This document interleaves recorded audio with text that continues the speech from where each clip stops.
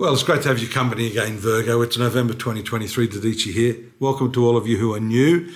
Welcome to all of you who have been around a few times with me. Great to have your company.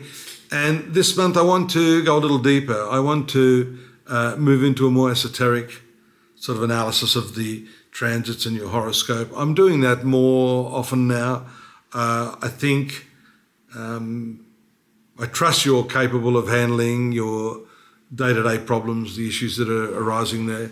And of course the transits refer to those sorts of things that are happening, the daily happenings, but I want to drill down deeper here and have a look at this combination of planets in your third house this month. Mercury, Mars and Sun transiting through this important third sector, the sector of conscious thinking, the mind and communication.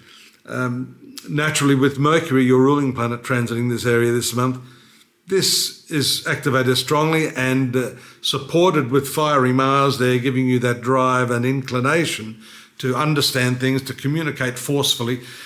But I want to talk about communication on a different level because perhaps some of you aren't aware that verbal communication is only around 6% of what we convey to others.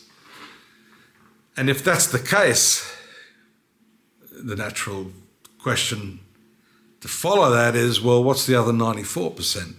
A good question, but one that will certainly be discussed now, but also activated within your experience because of the new moon that will take place after the 13th of November.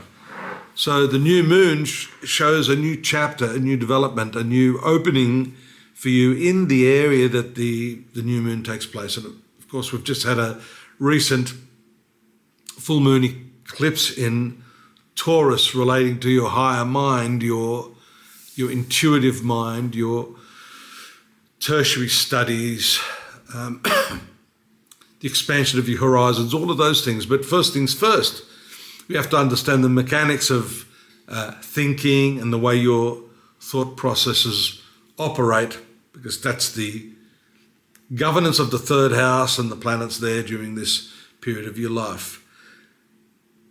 It's important for you to understand that the way you convey ideas is going to have a marked impact on your relationships and the way people receive you. The impact you're going to have on others, whether it be work or personal, is all encapsulated by this third house and the new moon that we're seeing this month. So what are the ways of communicating? Silence is a way of communicating. I remember when I was in sales many years ago, the cardinal law is when you ask for the order, you shut the hell up. We called it the pregnant pause. Sometimes we do ourselves a disservice by talking over ourselves when silence is the best approach. Timing, silence, this is called chronemics. Then we have things like what we wear, an icon, a symbol.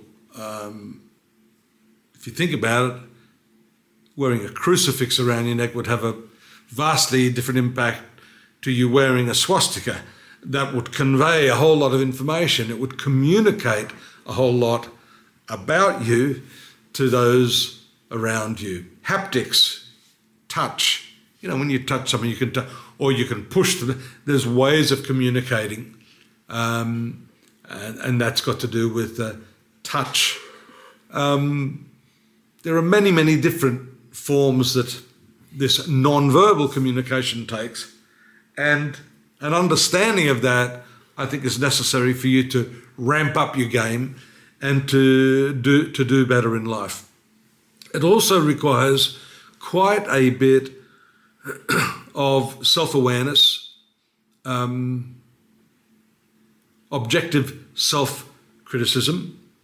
That's the role of Jupiter there, fully aspecting this new moon at the moment, and those other planets that are in conjunction in this third house of your horoscope. So observing yourself in communication, watching your reaction times, watching how well you're listening. There's another part of communication, the greater part of communication, I think, and I believe you'd agree, is the listening component. But really, we're all guilty of, thinking ahead, sort of glossing over what the other person's talking about. So this is about actively engaging your sense of hearing, not just hearing with the ears, but listening with the heart. So you not only hear the words, but you feel the sense of what that person is trying to convey to you. And that, I think, is not easily acquired. I think it's something that happens over time and with a lot of experience.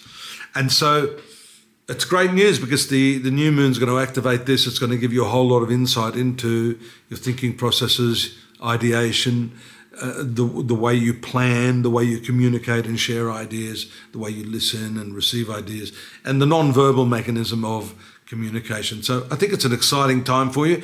And we do have more for you there at astrology.com.au. Pop on over there to the segment on monthly readings. We have the transit forecast for you there. That's an extensive, I guess I'd call it superficial. I don't want to demean it by saying it's any less. I mean, that's the day-to-day affairs. We have that reading there for you. But I hope this has helped you to give you greater insight into the mechanics of communication, thinking, ideation, planning, and all that sort of stuff. It's a very useful and positive transit for you coming up. Don't forget to subscribe. Don't forget to drop me a line if you like. And most importantly, don't forget to come back next month so I can see you here again. Bye-bye for now.